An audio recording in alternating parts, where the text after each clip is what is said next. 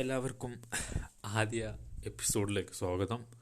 ഇത് ഞാൻ ഇപ്പോഴും ടൈറ്റിൽ എന്ത് കൊടുക്കുമെന്ന് എനിക്കറിയില്ല. ഇനി ഇൻട്രൊഡക്ഷൻ എന്നാണോ പലതും എനിക്കറിയില്ല.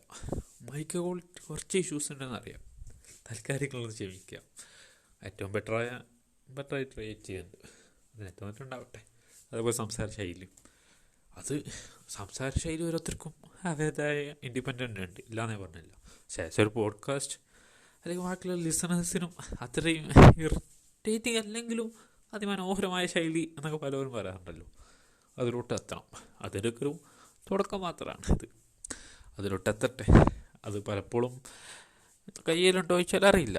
പ്രത്യേകിച്ച് മലപ്പുറം സ്ലാങ്ങിനെ പലവരും പല രൂപത്തിലും കളിയാക്കിയിട്ടാണെങ്കിലും കാണാറുണ്ട്, കായ്ക്ക് വെക്കാറുണ്ട്. പക്ഷേ പറയാനുള്ളതൊക്കെ പറയാമല്ലോ. എന്തോ ഞാൻ പറഞ്ഞില്ല, ലൂതർ എന്നിലോട്ട് എത്തിയിരിക്കുന്നു. അയാളുടെ കഥ പറയണമെന്ന് തോന്നി. അത് നമുക്ക് നോക്കാം. ഏതൊക്കെ അയാളുടെ ജീവിത സാഹചര്യങ്ങളിലൂടെ നമ്മൾ കടക്കുമെന്നുള്ളത്. പക്ഷെ അയാൾ ഇപ്പോൾ വല്ലാത്ത യാത്രയിലാണ്, എൻ്റെ മനസ്സ് പറയുന്നു.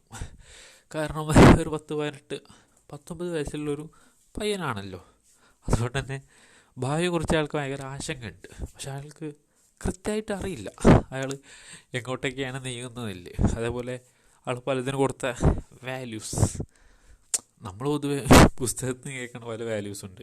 ഫ്രണ്ട്സിന് ഇങ്ങനെ ആവണം, അല്ലെങ്കിൽ പൈസേനേക്കാൾ ഉപരി ബന്ധങ്ങളാണ് പലപ്പോഴും മുഖ്യം, അല്ലെങ്കിൽ ഒറ്റപ്പെടലിനേക്കാളും നല്ലത് പലതും, അങ്ങനെ പലതും. പക്ഷെ അത് റിയൽ ലൈഫിൽ നമ്മൾ അങ്ങനെയാണെന്ന് വിചാരിക്കും. പക്ഷേ ചില ഇൻസിഡൻസൊക്കെ നമ്മളെ തന്നെ അല്ലെങ്കിൽ ലൂതറിനെ തന്നെ തകർത്ത് കളഞ്ഞിട്ടുണ്ട്. അങ്ങനെയുള്ളൊരു ഇൻസിഡൻറ്റ് പറയുകയാണെങ്കിൽ അയാളുടെ ലൈഫിലൊരു ചേഞ്ച് എന്നൊക്കെ നമ്മൾ പറയുന്ന പോലെ. പൊതുവെ ആളൊരു ഹൈസ്കൂൾ കാലഘട്ടത്തിലൊക്കെ ആളൊരു വളരെ ഇൻട്രോവേർട്ടായിട്ടുള്ളൊരു പേഴ്സണാണ്. എത്രത്തോളം എന്ന് വെച്ചാൽ പൊതുവെ ഗേൾസിനോടാണെങ്കിലും ബോയ്സിനോടാണെങ്കിലും ഒരു പരിധിൻ്റെ അപ്പുറം സംസാരിക്കാത്ത ആൾ. പക്ഷെ ആൾ കുറേ സംസാരിക്കാനുണ്ട്. പക്ഷെ എന്തോ അയാൾ ബാക്കിയുള്ളവരെ നമ്മളത്ര പരിചയമുണ്ടോ എന്നുള്ളൊരു പോയിൻ്റ് ഓഫ് വ്യൂ ആയിരിക്കാം. അങ്ങനെ നിൽക്കുന്ന ഒരു സമയം അത് ഈ കൊറോണ കാലഘട്ടം തന്നെ, അല്ലെങ്കിൽ അങ്ങനെ എന്തോ ഒരു കാലഘട്ടം, അയാൾ വളരെ ഒറ്റപ്പെട്ടു. വളരെ എന്ന് വെച്ചാൽ അയാളുടെ ഒപ്പം ഉണ്ടായിരുന്നു കുറച്ചൊക്കെ കാര്യങ്ങളൊക്കെ ഉണ്ടാവുമല്ലോ, അയാൾക്ക് അതുപോലെ നഷ്ടപ്പെട്ടു. അത് എത്രത്തോളം മുറിവുണ്ടാക്കിയെന്ന് വെച്ചാൽ മുറിവല്ല, പക്ഷെ എന്തോ ആൾ അങ്ങനെ ഒറ്റപ്പെട്ടിട്ടില്ല.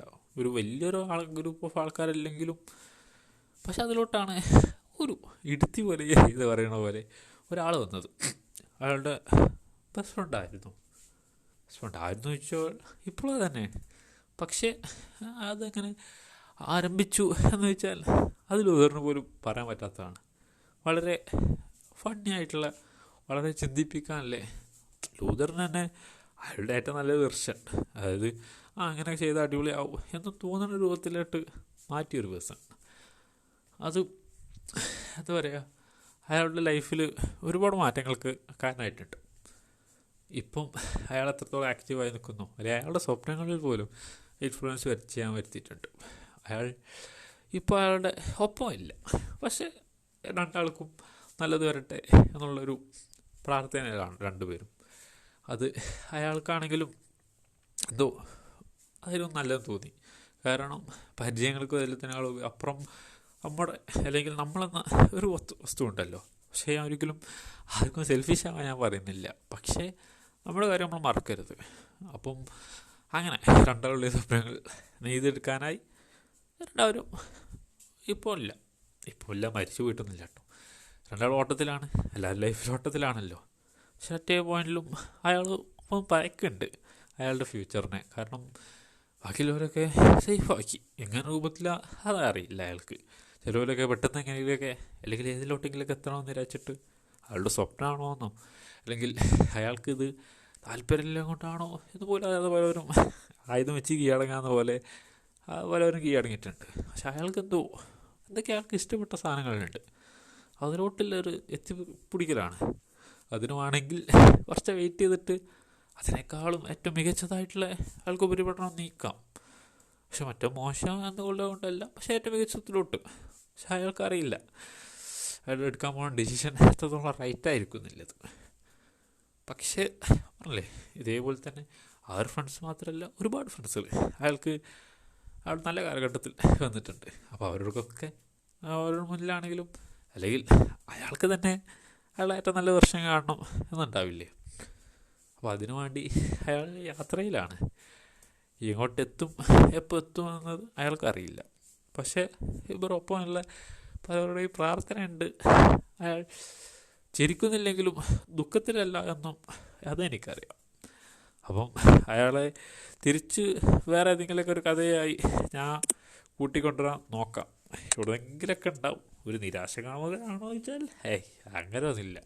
പക്ഷേ അയാൾക്കും ഞാൻ പറഞ്ഞില്ലേ എന്തൊക്കെയോ പറയാനുണ്ട്, അല്ലെങ്കിൽ എന്തൊക്കെയോ ചെയ്യാനുണ്ട് പലരുടെ പോലെ. അത് നമുക്ക് കണ്ടറിയാം എത്രത്തോളം അങ്ങനെ ആവും, അല്ലെങ്കിൽ ആളെത്രത്തോളം പൊളിയാണ് എന്നുള്ളത്. അയാളുടെ കഴിഞ്ഞ വന്ന നാളുമായി പല കഥകളും പറയാനുണ്ട്. ഒരു ഘട്ടമായിട്ട് തന്നെ നമുക്ക് അറിയിക്കാം അയാളുടെ ഏറ്റവും മനോഹരമായ കാലവും അയാൾ പലതിനെയും അയാൾ ചിന്തിച്ചതിനേക്കാളും വിപരീതമാണല്ലോ ജീവിതം എന്ന് അയാളെ കാണിച്ച പല ഇൻസിഡൻസും, അയാൾക്ക് ഷോക്കിംഗ് ആയതും അയാളെ ഏറ്റവും ഹാപ്പിയർ ആക്കിയതും അയാളെ ഏറ്റവും എന്താ പറയുക ഞെട്ടിച്ചതുമായിട്ടുള്ള പല കാര്യങ്ങളും. അതിലോട്ടൊക്കെ നമുക്ക് അടുത്ത എപ്പിസോഡിലായിട്ട് കടന്നെത്താം. അതുവരെ സ്റ്റേ ട്യൂൺ. Good night.